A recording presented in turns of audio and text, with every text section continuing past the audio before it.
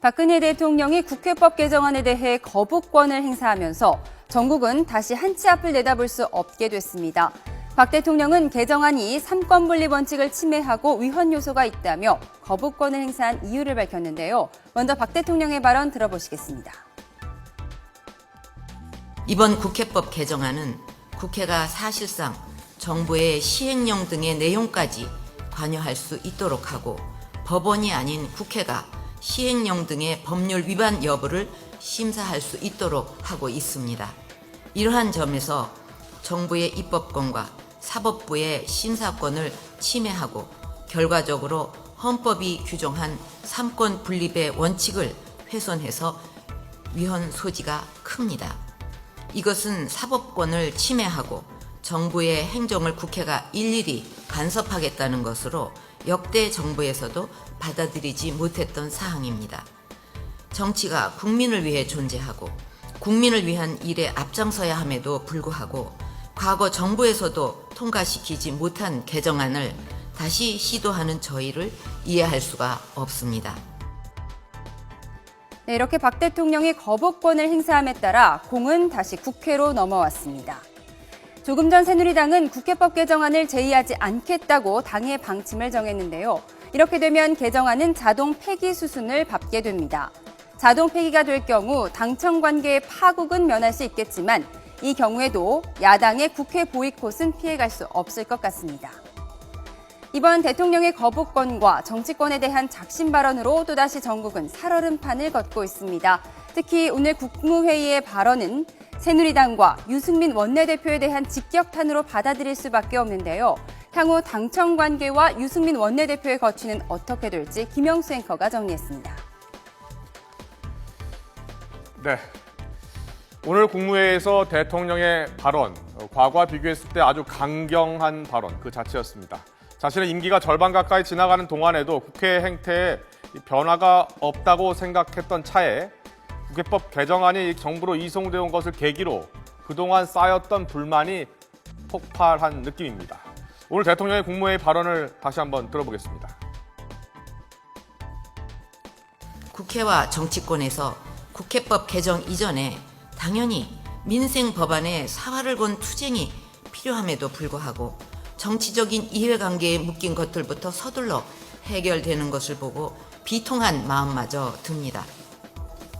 정부를 도와줄 수 있는 여당에서조차 그것을 관철시키지 못하고 있는 이런 상황에서 국회법 개정안으로 행정 업무마저 마비시키는 것은 국가의 위기를 자초하는 것이기 때문에 불가피하게 거부권을 행사할 수밖에 없습니다.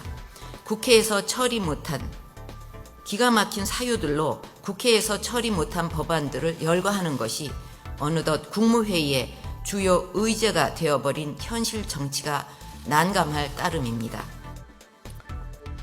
이 주요 발언들 속에는요, 여당에 대한 불만과 실망감이 고스란히 드러나 있습니다. 사실상 오늘 국무회의 발언은 유승민 원내대표에게 던지는 직격탄이라고 볼 수 있습니다. 자, 여당의 원내 사령탑, 즉 유승민 원내대표를 꼭 집어서 직접적인 실망을 드러내고 그동안의 불만을 정면으로 표출을 한 겁니다.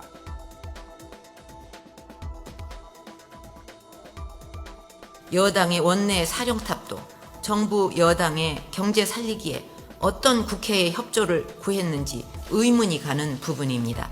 정치는 국민들의 민의를 대신하는 것이고 국민들의 대변자이자 자기의 대변자이지 자기의 정치 철학과 정치적 논리에 이용해서는 안 되는 것입니다.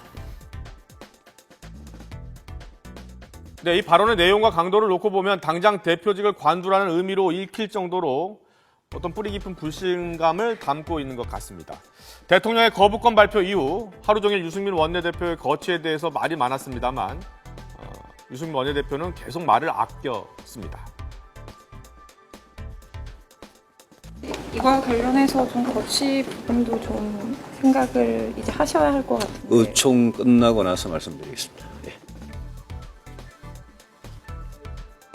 또 친박 좌장 서청원 최고위원은 자신이 원내 총무였을 당시에 노동법 파행이 일면서 책임을 지고 물러난 적이 있다며 실질적으로 유승민 원내대표의 사퇴에 힘을 실기도 했고요.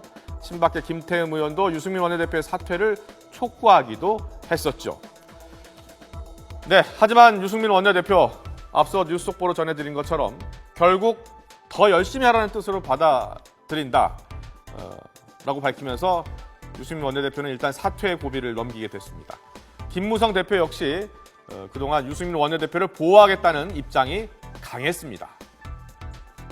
실제로 김무성 대표는 지난 21일 친박계인 윤상현, 김재원 의원을 만났고 23일엔 친박계 좌당인 서청원 최고위원도 만나서 유승민 사퇴론을 거론하지 말아달라는 뜻을 전달하기도 했습니다. 당 내에서는 그리고 최대 현안인 공무원연금 개혁 처리 과정에서 나온 것인데 사퇴는 너무 과하다라는 목소리도 적지 않았다고 합니다. 최근에는 입장이 바뀐 게 원내부대표들하고 협의해서 네. 이거를 제2에 붙이지 않는다. 청와대에서 거부권을 행사했을 경우에 제2에 붙이지 않고 그냥 그 19대 국회 끝날 때까지 그냥 유야무야 하고 있다가 자동 폐기시키는 그런 안을 이제 생각하고 있었던 거죠. 근데 그걸 김무성 대표하고도 어느 정도 그 부분에 대해서는 공감대가 형성돼 있었던 건데 오늘 뭐 의외로 갑자기 뭐 대통령이 아주 아주 강한 어조로 새누리당 원내 지도부를 비판하니까 이제 좀 상황이 좀 달라진 거죠. 또 스스로 어떤 지금 이 의원총회에서 본인의 어떤 거취를 어떤 형식으로든 표명을 하고 그것을 어쨌든 새누리당 의원들이 재신임해 줄지 아니면 이 상황에서는 지금 뭐 좀 그 원내대표직을 유지하는 게 어렵겠다. 그런 의견이 모아질지 그 부분은 지금 새누리당 의원총회에서 이제 최종 결정이 되겠죠.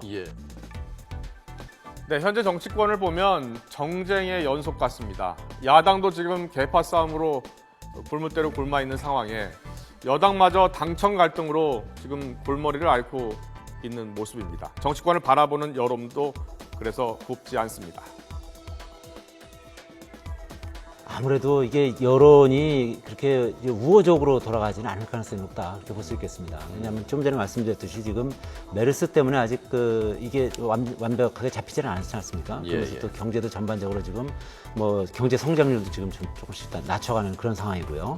그런 상황에서 대통령이 어쨌든 여야와 어떤 그 협상하고 여야와 대화하고 그런 모습보다는 지금 이제 갈등을 어떻게 보면 이제 유발하는 어떻게 보면 이제 당청 간의 갈등, 그다음에 여야 간의 갈등 이거를 딱 도화선을 어떻게 보면 이거를 폭탄을 터뜨리는 것 같은 그런 효과가 있지 않습니까?